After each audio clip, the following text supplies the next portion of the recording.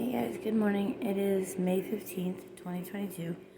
And we are in chapter 29, verse 14 through chapter 29, verse 18.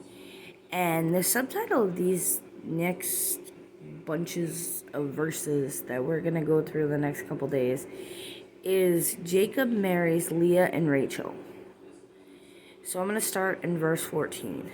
After Jacob had stayed with Laban for about a month, Laban said to him, "You shouldn't work for me without pay, just because we are relatives. Tell me how much your wages should be." Now Laban had 2 daughters, the older daughter named Leah, and the younger one named Rachel. There was no sparkle in Leah's eyes, but Rachel had a beautiful figure and a lovely face.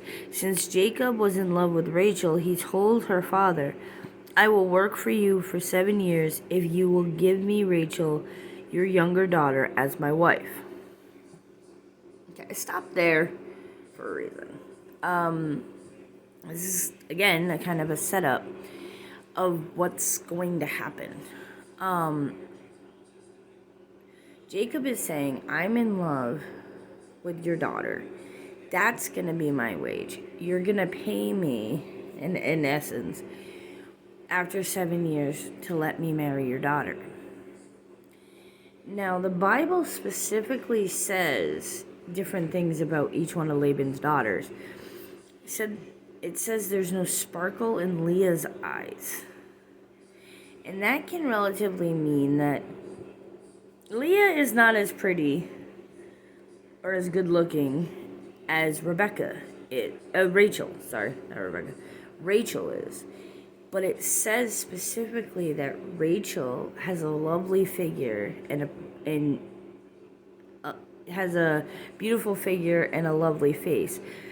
So it's setting up this moment where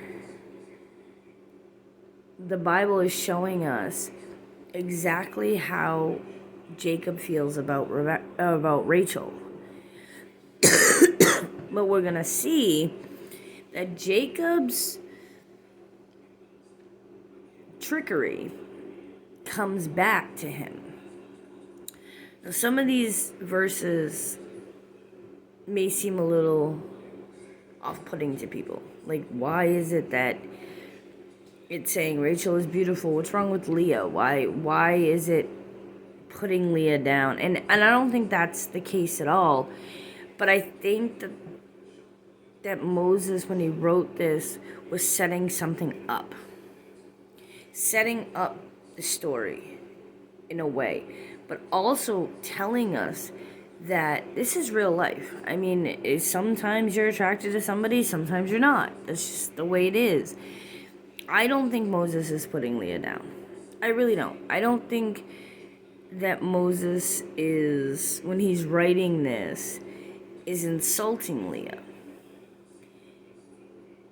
But it's a setup. It's a beginning of something. And when we see this, and also another part that kind of tweaked me the wrong way, I guess, and I've always been honest with you guys, is where it says that Jacob will work for Rachel, to marry Rachel. And it's kind of like, women are not wages. But if we look at this in that context, then we don't see the purpose of what's going on here.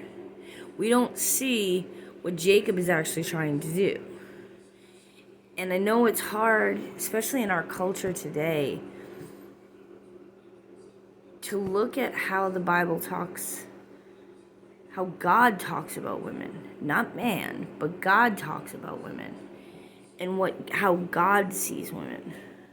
Jacob is saying, "I'm going to prove to you that I can take care of Rachel. So let me work for you. Let me show you." And that's what's going on here. And I know many times when I've read verses in the Bible and when I've read things like that, I'm like, how is that okay? How is treating a woman like that okay? But we need to realize that sometimes it's not God that's saying women should be treated this way. It's man, and God is giving us a different perspective on what he thinks how women should be treated. And that's the most important thing. Forget what man says. Man can say a lot of things. And I'll put the word human. Humans can say a lot of things about a lot of different things. But the most important part is how God sees us. So it may be hard at some points. Maybe this isn't the hard part for you. But it's going to be hard to hear some things sometimes while we're reading through it. But understand that God sees it in a certain way, and he's showing us this through the Bible because he wants us to understand the contrast between what man says and what God says. So I hope today you see God in everything you do, and I hope today you see Jesus in everything you do, and I hope today you see God's promise all around you, and I hope you have a great day. Bye.